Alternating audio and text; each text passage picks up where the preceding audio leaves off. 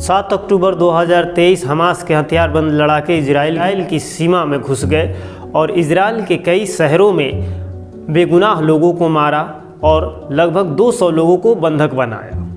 इसके तुरंत बाद इजरायली प्रधानमंत्री बेंजामिन नेतन्याहू ने हमास के खिलाफ युद्ध की घोषणा कर दी। संकट की इस घड़ी में प्रधानमंत्री नरेंद्र मोदी ने इजराइल का समर्थन किया। भारतीय इतिहास में यह पहली बार था कि किसी भारतीय प्रधानमंत्री ने इजराइल का समर्थन किया हो। इससे पहले भारत हमेशा फिलिस्तीन का साथ देता रहा है। हमास इजराइल युद्ध के चलते पूरी दुनिया दो धड़ों में बंटती हुई नजर आ रही थी। जहाँ पूरे पश्चिमी देश और अमेरिका इजराइल के पीछे खड़े थे, वहीं अरब देश हमास और फ़लस्तीन का समर्थन कर रहे थे।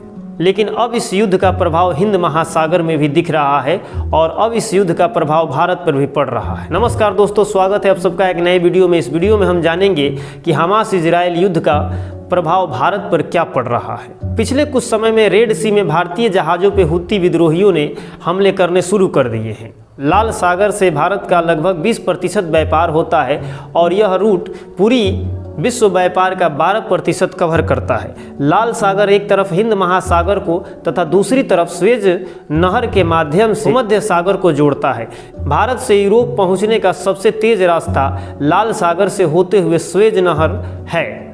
अगर स्वेज नहर को छोड़ दिया जाए तो भारत को यूरोप पहुंचने के लिए पूरा अफ्रीका का चक्कर लगाकर जाना पड़ेगा, जिसमें समय और पैसे दोनों की बर्बादी होगी। अब ये सवाल उठता है कि आखिर ये हुती हैं कौन और ये भारत से क्या चाहते हैं। हुती शिया मुस्लिमों का एक उग्रवादी संगठन है जिसका उदय यमन में हुआ था और इस संगठन को ईरान समर्थन या सपोर्ट करता है। इजरायली प्रधानमंत्री बेंजामिन नेतन्याहू ने हमास को जड़ से खत्म करने का वादा किया। पश्चिमी देशों और अरब देशों के कोशिशों के बाद भी इजराइल युद्ध विराम के लिए तैयार नहीं है। इसलिए हुती इन हमलों से भारतीय सरकार पर दबाव बनाना चाहते हैं, क्योंकि वो जानते हैं कि भारत इजराइल का एक अच्छा सहयोगी है और इसलिए भारत इजराइल पर युद्ध विराम का दबाव डाले।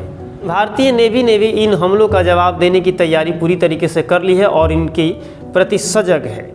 उम्मीद है कि ये छोटी सी जानकारी आप सभी को पसंद आई होगी।